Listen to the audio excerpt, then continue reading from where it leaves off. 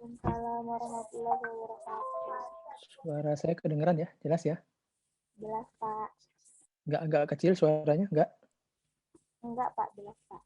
Oke. Baik, kita lanjutkan saja kuliahnya. Nanti yang terlambat masuk silahkan temannya yang tadi sudah jadi co-host untuk meng-add yang terlambat masuk. Oh ya, saya sudah terima email tugas dari Anda. Rata-rata sudah mengerjakan dengan cukup baik apa yang diperintahkan kemarin.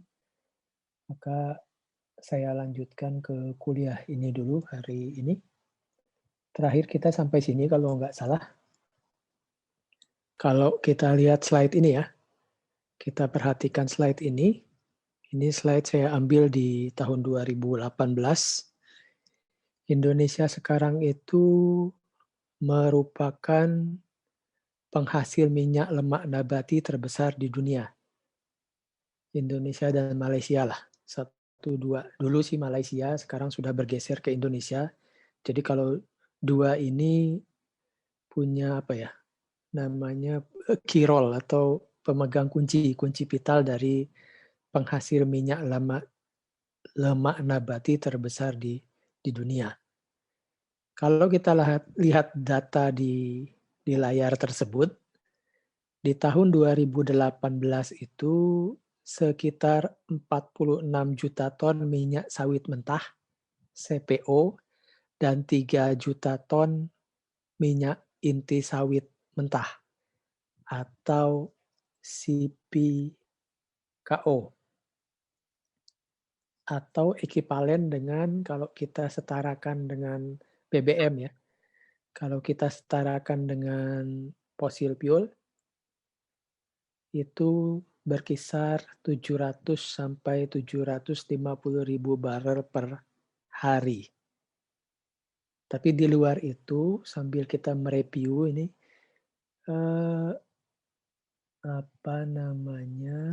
minyak sawit CPO ini kita peroleh dari apanya sawit? Saya tanya ke teman-teman semua. Dan minyak inti sawit itu kita peroleh dari mananya sawit? Bagian apanya sawit? Ayo, siapa yang bisa jawab? Kita sambil ini aja, sambil diskusi. Ada yang bisa jawab? Minyak sawit mentah ini minyak sawit mentah ini, CPO ini saya peroleh dari apanya sawit? Ada yang bisa bantu jawab? Halo? Nggak apa-apa, salah nggak apa-apa. Saya Pak, Fandi Pak. Ya. Tandan buah segar Pak. Ada jawaban yang lain? Minyak sawitnya, CPO-nya katanya diperoleh dari tandan buah segar. Ada yang lain? Buahnya Pak. Ada yang bilang buahnya, dari buah sawitnya. Ada lagi? Ada lagi? Makanya hati-hati karena kita di Kalimantan termasuk yang besar dalam menghasilkan CPO maupun CPKO. Tapi terkadang kita tidak tahu CPO-nya itu diperoleh dari mana. Oke ya. Tadi ada yang bilang diperoleh dari tandan buahnya. Ada yang bilang dari dari buahnya ya. Ada yang bilang dari tandannya. Ada yang bilang dari buahnya. Ada jawaban lain? Ya, apa? Dari inti dalamnya. Oke, ada lagi? Kalau tidak ada lagi, saya bisa sebut begini, jawabannya ini pertanda hati-hati ya, karena Anda semua adalah berada di daerah, saya bilang Kalimantan ini kan di daerah atau zona sawit ya. Jadi harus tahu membedakan mana CPO, mana CPKO. CPO sendiri kan singkatan dari crude palm oil atau minyak sawit mentah. Kalau CPKO itu crude palm kernel oil atau minyak inti sawit mentah. Nah, minyak sawit mentah ini diperoleh dari mana? Tadi ada 3 jawaban, 3-tiganya keliru. Minyak sawit mentah CPO ini diperoleh dari, ada yang tahu serabut ya? Serabut tahu ya? Sabutnya sawit, serabutnya sawit, atau kalau bahasa pertaniannya mesokarp-fiber, itu adalah penghasil CPO. Sekali lagi, CPO-nya diperoleh atau terdapat di dalam sabut atau serabut, atau biasa disebut dengan fiber, tepatnya mesokarp fiber. Hati-hati, Anda harus ingat itu. Sementara kalau minyak inti sawit mentah atau CPKO diperoleh atau terdapat di dalam daging buah. Di dalam daging buah sawit ya. Biasanya kalau buah sawit itu Anda pecah, Anda potong gitu ya. Nanti ada yang warna putih di dalamnya. Nah, inilah yang disebut dengan minyak inti sawit mentah. Paham ya? Jadi bedakan mana yang menghasilkan minyak sawit mentah, mana yang menghasilkan minyak inti sawit mentah. Sekali lagi, minyak sawit mentah diperoleh dari sabutnya, dari serabut, dari fibernya atau mesokarp fiber. Kalau minyak inti sawit mentah diperoleh dari daging buahnya. Sekali lagi daging buahnya ya, bukan buahnya, tapi daging buah. Jadi si buah itu di dalamnya kalau Anda pecah ada yang warna putih, nah itu diperoleh dari situ yang namanya minyak inti sawit atau palm kernel oil. Gitu ya. Paham ya, teman-teman? Jadi jangan sampai keliru lagi membedakan antara CPO dan CPKO. Ya, tadi beberapa jawabannya masih keliru. Ada yang bilang tandan. Tandan itu ya seluruhnya ya. Tapi bagian mana dari tandan tersebut yang merupakan penghasil CPO kan ada serabutnya di sana, ada cangkang dan segala macam. Buah itu kan kalau dilepaskan ada cangkangnya ya. Nah, cangkangnya itu yang sebagai bahan bakar biasanya. Bahan bakar untuk boiler dan lain-lain. Gitu, sampai sini ada pertanyaan?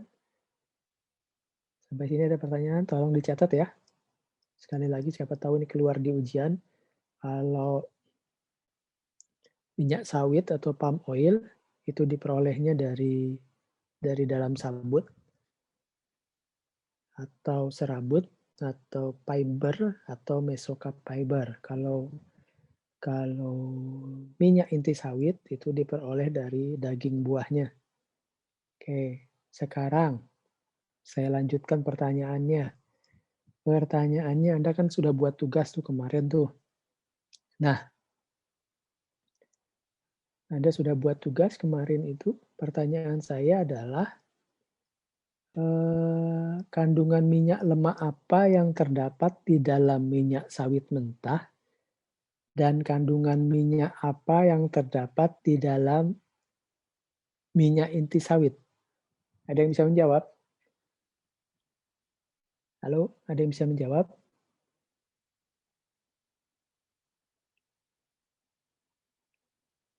Ada yang bisa menjawab? Ada yang bisa menjawab?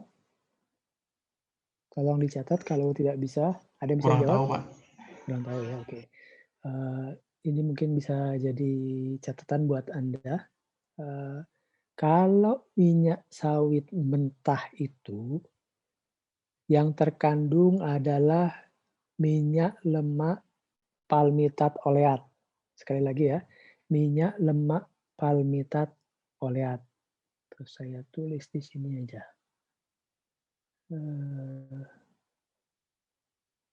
It's 10 hours. Nah, ini.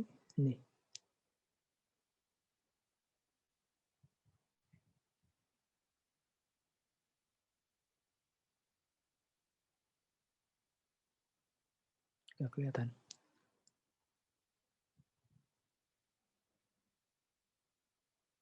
Oke. Anda tulis saja. Kalau, sekali lagi, kalau minyak sawit, palm oil, itu kandungan utamanya adalah palmitat oleat, minyak lemak palmitat oleat. Kalau minyak inti sawit, CPKO, itu kandungan utamanya adalah minyak lemak laurat. Saya tulis ini saya bermasalah dengan tulisan, saya tulis di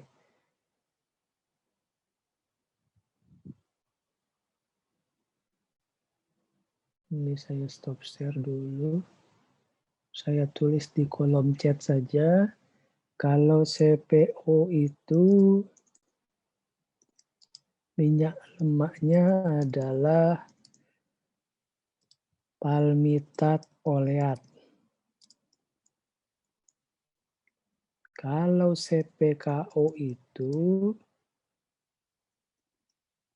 minyak lemaknya adalah laurat. Nah, hati-hati.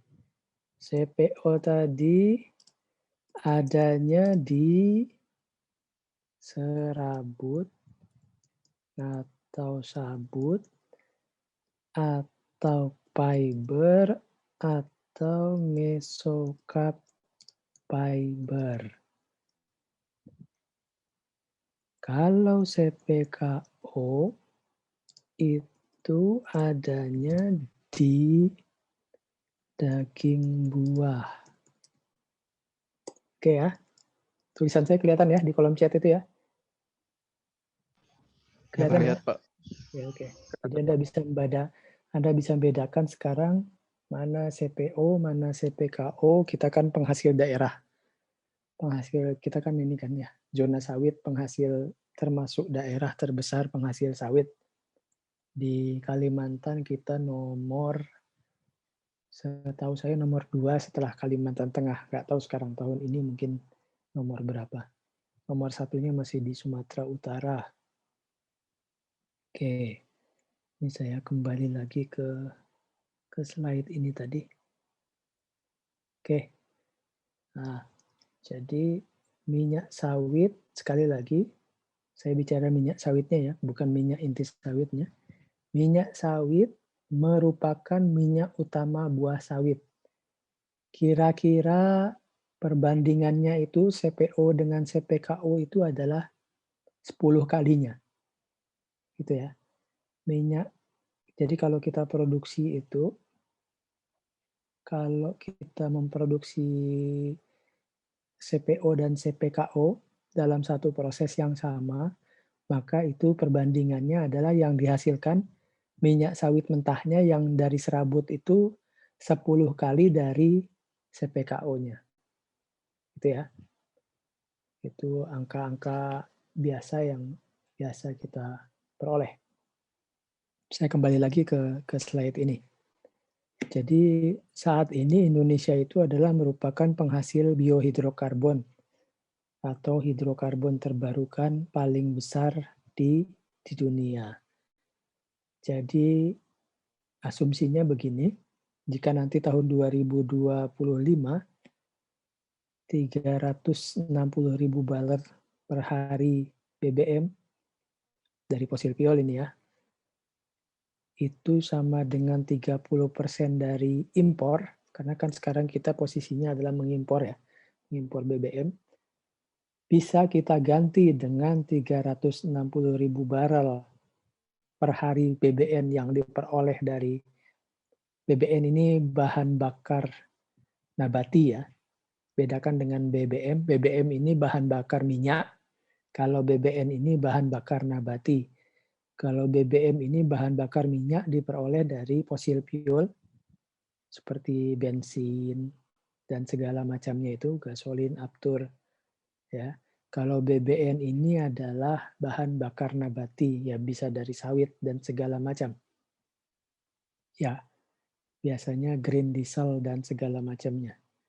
Nah, di sini dituliskan, kalau dapat disubstitusi dengan 360.000 barel per hari BBM dari minyak-minyak sawit, maka kita akan bisa menghemat devisa negara sebesar ini.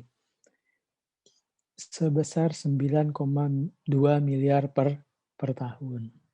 Memang tantangannya masih cukup besar, yaitu bagaimana supaya tidak turun kinerja dari mesin, performa dari mesin ketika menggunakan bahan bakar dari nabati.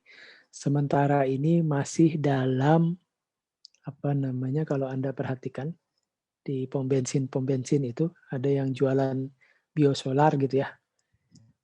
Dan lain-lain, kalau di Jawa sih banyak sudah ada bio apa gitu ya. Kalau di pom bensin, kalau di Samarinda saya lihat belum terlalu banyak. Sementara ini masih dalam bentuk campuran. Ada yang namanya B30. Artinya masih kandungan BBN-nya masih 30%.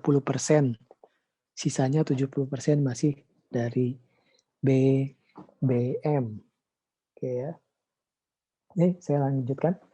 Nah, agar bisa mampu memproduksi lebih banyak BBM dari biohidrokarbon, ada berbagai macam cara ya. Pertama adalah ini, kita harus lebih intensif lagi nih. Lebih intensif lagi maupun ekstensif perkebunan sawit. Ya. Kalau tidak mau sawit, tidak apa-apa. Kita masih bisa mengembangkan perkebunan atau agroforestry pohon-pohon bioenergi yang potensial. Contoh, yang paling banyak biasanya adalah kelapa. Kita banyak kelapa juga di tepi-tepi pantai. Dulu Indonesia adalah penghasil kelapa terbesar. Sekarang sudah bergeser ke Filipina. Indonesia adalah negara dengan garis pantai terpanjang, termasuk salah satu negara dengan garis panjang terpanjang di dunia. Ya, sehingga untuk menanam tanaman seperti kelapa dan pongam ini besar sekali kemungkinannya. Pongam sendiri di Australia sudah ditanam secara massal karena Australia sudah melihat ini bisa menjadi bahan bakar nabati ke depannya. Di kita Kalimantan Timur saya dengar dapat bibit dari Bogor untuk menanam pongam di pantai ya. Saya lupa pantainya daerah Samboja atau apa, tapi mendapat bibit ya untuk menanam tanaman seperti ini. Ada tanaman-tanaman lain yang juga merupakan sumber minyak lemak nabati. Di antaranya tadi adalah sawit ya. Kemudian ada kelapa. Jangan lupa alpukat juga itu merupakan sumber minyak lemak nabati. Kemudian ada jarak pagar. Dulu mungkin Anda pernah mendengar di tahun 2000 kalau saya nggak salah.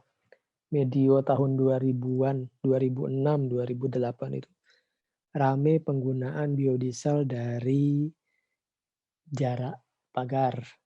Itu dicobakan penanaman di daerah NTT. Waktu itu boleh dibilang bukan biodieselnya yang bermasalah, tapi mungkin jarak pagarnya yang tidak cocok ditanam di daerah NTT sehingga hasilnya tidak begitu baik. Kemudian ada lagi jarak kaliki atau kastor. Kemudian ada zaitun, ada canola atau rapeseed. Kemudian macam-macam tanaman lainnya. Memang yang paling besar menghasilkan sampai saat ini adalah masih dari sawit. Sawit itu bisa menghasilkan CPO, kira-kira ya, estimasinya itu bisa sampai 5.000 kg per hektar per tahun. Jauh kalau dibanding dengan kelapa. kelapa itu cuma separohnya. Kelapa itu sekitar 2.200 kg per hektar per tahun menghasilkan ininya ya, minyak lemaknya ya. Kalau sawit tadi bisa menghasilkan sampai 5.000 kg per hektar per tahun. Oke. Nah, bagaimana cara kita mengambil minyak lemak, misalnya dari daging buah kelapa? Nah, ini nanti Anda bisa searching, bisa browsing. Seperti juga tadi sawit, bagian buah kelapa ini mengandung minyak lemaknya hanya di dagingnya saja. Jadi kalau Anda kupas kelapa gitu ya, kupas kelapa di dalamnya kan bagian buah kelapa itu. Nah, itu mengandung minyak lemak laurat. Gitu ya. Sekali lagi mengandung minyak lemak laurat. Nah, bagaimana cara mengambil minyak lemak dari daging buah kelapa itu? Itu biasanya ada dua cara. Ada proses basah, ada proses kering. Apa yang dimaksud proses basah, apa yang dimaksud proses kering, nanti Anda bisa cari ya di tugas Anda ini, tugas Anda, sekali lagi tugas Anda, saya akan banyak memberikan tugas menulis dan membaca supaya Anda bisa memahami gitu ya, memahami lebih baik. Tugasnya adalah cara pengambilan minyak lemak. Anda jelaskan apa yang dimaksud dengan proses basah, apa yang disebut dengan proses kering. Itu ya. Proses kering. Paham ya tugasnya ya? Halo? Halo semua? Paham, Pak. Ya. Jadi tugasnya nanti adalah Anda membahas mengenai metode pengambilan minyak lemak. Ya. Kalau misalnya ada teknologi baru ya dimasukkan saja. Biar itu nanti jadi apa namanya? Jadi bahan pembelajaran buat teman-teman yang lainnya. Oke. Jadi tadi ada proses basah, ada proses kering. Kalau proses kering berarti kita harus ada pengeringan. Yang namanya pengeringan tentu saja caranya macam-macam. Ada yang pengeringan alami. Pengeringan alami ini adalah pengeringan dengan sinar matahari gitu ya. Kita keringkan dengan sinar matahari, biasanya waktunya 5-6 jam. Kemudian ada pengeringan dengan asap atau api langsung. Ada juga yang pengeringan tak langsung dengan menghembuskan aliran udara panas. Biasanya kisarannya kalau drying itu pakai rotary dryer gitu, biasanya temperaturnya 60-70 derajat Celcius. Waktunya ya cukup lama juga, bisa sampai 3-4 hari. Tuh. Sampai sini ada pertanyaan barangkali dari teman-teman?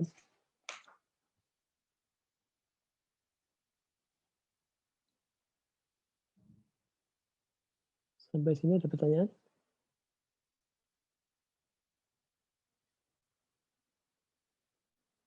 Kalau tidak ada, saya lanjutkan ya. Kalau saya tidak ada, saya lanjutkan. Jadi tadi di dalam kelapa maupun daging atau inti sawit itu digolongkan sebagai minyak laurat. Kenapa digolongkan sebagai minyak laurat? Karena asam lemak komponen utama baik dari kelapa maupun daging inti sawit tadi, CPKO tadi, penyusun utamanya adalah asam laurat. Gitu ya. Ada persentase kandungan komposisi lainnya, tapi kecil. Komponen utamanya tetap adalah minyak laurat.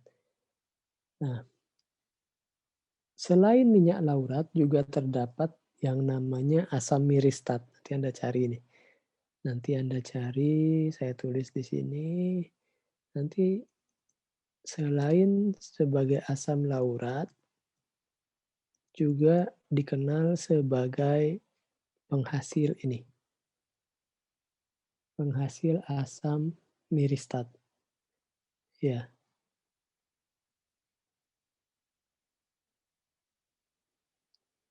jadi Anda nanti harus melihat itu gitu ya, supaya bisa menjadi pembelajaran buat Anda.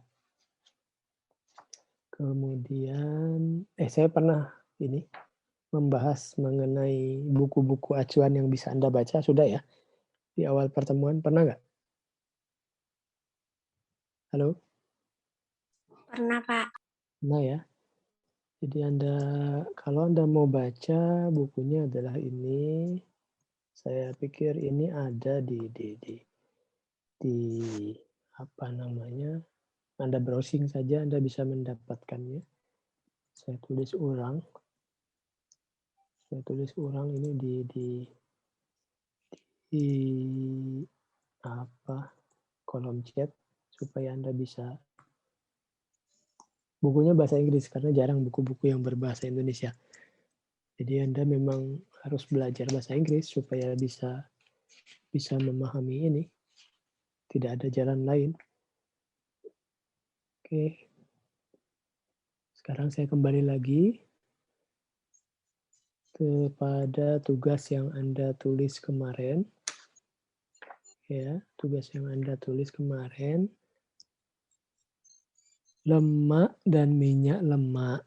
Ya, lemak dan minyak lemak. Bahannya diperoleh dari tumbuhan.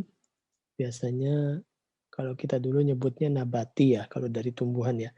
Kalau dari binatang, kita sebut adalah hewani. Itu biasanya terdiri atas trigliserida. Saya tulis lagi biar Anda gampang. Saya belum menyiapkan PPT-nya, jadi saya tuliskan saja dulu, nanti sambil Anda bisa nyari. Nah, nih. Biasanya bahan yang diperoleh dari tumbuhan atau binatang, komponen utama penyusunnya adalah trigliserida asam lemak. Atau biasanya triester gliserol. Tugas saya berikutnya adalah Anda cari, tadi tugas pertamanya adalah apa? Membedakan proses basah dan proses kering ya. Kemudian tugas keduanya ini Anda cari karakteristik dari asam lemak jenuh. Nah, ini tugas keduanya. Kan banyak tugas di kuliah ini, biar apa? Biar Anda bisa memahami. Anda cari karakteristik asam lemak jenuh. Banyak sebenarnya selain palmitat, oleat tadi, ada banyak macamnya. Ada caproat, ada caprilat, ada caprat, ada laurat, ada miristat gitu ya. Ada stearat, ada arakidat, behanat, serotat, dan lain-lain. Ini kalau caproat ini biasanya sampai C6. Ini artinya bisa menggantikan BBM sampai dengan C6 itu apa? Heksana. Ya, artinya bisa Anda menggantikan caproat ini bisa pengganti heksana. Makanya dia juga disebut dengan asam heksanoat. Gitu ya. Nah, ini tugas Anda untuk mencarinya, karakteristik asam lemak jenuh apa saja. Nanti sebelum minggu depan, harapan saya bisa Anda kumpulkan. Oke. Ini pengetahuan buat Anda. Pada suhu kamar ya, suhu kamar itu berapa? Suhu ruangan itu berapa? Halo? Suhu ruangan itu berapa? Suhu ruangan itu, ingat ya? 28, Pak. 28 Oke. Pak. Oke. Sekarang saya kembali ke ini dulu, berarti ke kimia dasar nih. Kimia dasar itu ada STP ya, ada RTP, ada NTP. Ya, apa itu STP? Masih ingat saat Anda SMA? Apa itu STP? STP itu standar temperatur pressure. Temperatur dan tekanan standar. Itu biasanya diukur atau diambil pada kondisi, saya tulis sajalah di sini. Ada STP, ada NTP, ada RTP. Ya, STP itu adalah standar temperatur pressure. NTP itu adalah normal temperatur pressure. RTP itu adalah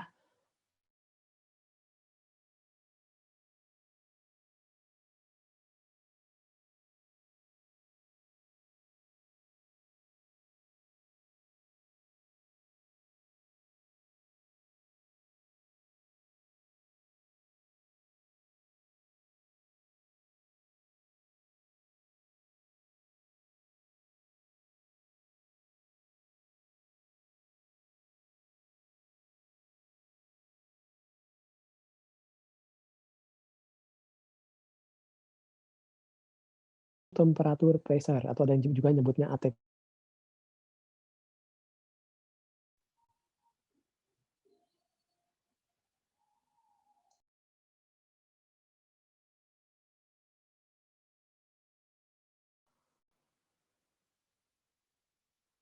Halo? Halo Pak. Halo? Sorry, tadi ada telepon masuk jadi ini ngaruh ke ini saya. Ngaruh ke sambungan saya. Karena saya tethering pakai HP. Suara saya udah kedengaran ya? Halo? Dengar Pak. Ya Pak, jelas Pak. Pak, jelas. Tadi terputus karena ada ini. Karena saya pakai tethering HP, jadi kalau ada yang masuk terganggu. Tadi saya sampai apa tadi? Sampai apa itu STP, RTP, sama NTP ya? Betul ya? Iya Pak. Oke. Iya, Pak. Oke. Apa itu STP? STP adalah standar temperatur pressure. Standar temperatur pressure ini pasti udah tahu nih yang kuliahnya yang sekolahnya di kimia analis pasti tahu ini. Apa itu STP? Halo? Apa itu STP? Standar temperatur pressure, Pak. Itu diukur pada temperatur dan tekanan berapa? Halo? Diukur pada temperatur dan tekanan berapa? 0 derajat, Pak. 1 Ya. atm. Oke, 0 derajat, 1 atmosfer atau 1 bar. Kemudian ada yang namanya NTP. NTP apa? Normal temperatur pressure diukur pada temperatur dan tekanan berapa? 20 derajat 1 atm. Oke, kalau yang RTP atau room temperature pressure itu kita ukur pada berapa? 25 derajat 1 atm atau 1 bar. Jadi jangan lupakan itu karena itu adalah standar. Sehingga kalau kita kembali ke kimia dasar ya. Kita ingat persamaan gas ideal apa? Pp sama dengan nRT. Betul ya? Pp sama dengan nRT. Ini saya agak keluar sedikit. Jadi membahas kimia dasar karena ini penting. Kita di teknik kimia harus tahu kapan acuan pengukurannya. Ada STP, ada RTP, ada NTP. Jadi pada angka, Anda ingat kan waktu Anda SMA ada volume berapa? 22,4 liter ya? Betul ya? Iya, Pak. Ya. ada volume 22,4 liter itu dapat angka itu dari mana? Sebenarnya itu tinggal dicari aja, diukur aja karena kondisi tadi 22,4 itu kan pada kondisi 0 derajat Celcius 1 atm ya. Jadi tinggal Anda masukkan. Tadi PV sama dengan nRT. Sehingga volumenya sama dengan nRT per P. Sehingga volume 1 mol gas ideal itu tinggal Anda masukkan nRT per P, N-nya Anda masukkan 1 mol, R-nya Anda masukkan 0,08205 mol per liter atm Kelvin ya. Kemudian T-nya Anda masukkan 0 derajat berarti 273 Kelvin. P-nya Anda masukkan 1 atm itu nanti akan diperoleh V-nya sama dengan 22,4 liter. Itulah kenapa muncul angka 22,4 liter itu karena T dan P-nya tadi diukur pada standar temperatur pressure. Jadi bukan angka yang muncul tiba-tiba. Gitu. Itu yang bisa saya sampaikan. Saya kembali lagi. Tentu saja kalau kita bicara asam lemak, ada asam lemak jenuh, ada asam lemak tak jenuh. Mirip-mirip Anda belajar kimia organik kan. Kimia organik kan ada yang ada rantai jenuh, ada rantai tak jenuh. Nah, asam lemak juga begitu. Ada yang jenuh, ada yang tak jenuh. Nah, makin panjang rantai karbonnya, biasanya makin tinggi titik leleh asamnya. Tapi kebanyakan titik leleh asam lemak tak jenuh lebih rendah daripada asam lemak jenuhnya. Sekali lagi, titik leleh asam lemak tak jenuh jauh lebih rendah daripada asam lemak jenuhnya ya. Tadi saya bilang makin panjang rantai karbonnya, makin tinggi titik leleh asamnya. Makin banyak ikatan rangkap dalam rantai karbonnya, makin rendah titik leleh asamnya. Oke ya, kembali Anda ingat, makin panjang rantai karbon, makin tinggi titik lelehnya. Makin banyak ikatan rangkap dalam rantai karbon, maka berakibat pada makin rendah titik leleh asam lemaknya. Nah, saya kembali sekarang pada suhu kamar. Suhu kamar ini artinya, ya kalau kita di negeri tropis kan suhu kamarnya ya inilah, 28 dan seterusnya. Kalau di daerah yang lebih dingin mungkin suhu kamarnya bisa 25 atau 26. Tapi kan sekarang sudah bisa diatur ya, diatur dalam artian semua bisa di-set standar. Semua bisa di-set sama kalau room temperatur. Karena kita menggunakan AC biasanya, sehingga room temperaturnya bisa di-set misalnya di 25 atau di 22 derajat Celcius. Nah, pada suhu kamar asam lemak jenuh, sekali lagi, asam lemak jenuh C12 sampai C18 gitu ya, itu wujudnya padat. Kalau asam lemak tak jenuh, itu wujudnya cair. Sekali lagi, pada suhu kamar, asam lemak jenuh wujudnya padat, asam lemak tak jenuh wujudnya cair. Tuh. Ada pertanyaan sampai sini? Ada pertanyaan sampai sini? Ada pertanyaan? Oke, kalau tidak ada, saya pikir saya cukupkan saja dulu hari ini. Tadi ada telepon barusan. Jadi nanti kita sambung lagi. Saya cukupkan sampai sini. Jangan lupa tugasnya dikumpulkan. 1 hari jelang kuliah kita minggu depan ya. Silakan tugasnya dikumpulkan. Oke. Untuk dokumentasi absensi mengajar hari ini, silahkan diaktifkan videonya. Saya mau ambil dokumentasi untuk absen kita hari ini. Semuanya masuk ini 30. 30 ini termasuk saya ya. Berarti ada satu yang tidak. Karena daftar peserta kita kan ada 30 ya. Peserta kuliahnya ya. Sementara partisipan di sini 30. 30 ini termasuk saya. Berarti ada satu orang yang enggak masuk. Oke, semua sudah. Silahkan diaktifkan layarnya. Belum mandi juga nggak apa-apa, nggak usah malu. Oke. Mana ini? Agapen ini belum mengaktifkan layar. Nggak apa-apa, nggak usah malu. Yang penting masih berpakaian rapi, sopan.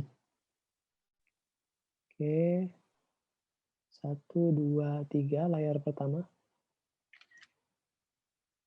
Layar kedua. Oke, mana ini Rika, Pandi, Dika, Agapen. Oke. 1, 2, 3. Oke. Terima kasih semua. Selamat hari Jumat. Selamat Hari Raya Jumat. Selamat menunaikan ibadah sholat Jumat. Selamat berakhir pekan. Ketemu lagi minggu depan. Assalamualaikum warahmatullahi wabarakatuh. Waalaikumsalam warahmatullahi wabarakatuh. Izin live ya, saya izin live ya. Terima kasih Pak. Terima kasih, Saya izin live Selamat siang. Iya, Pak. yang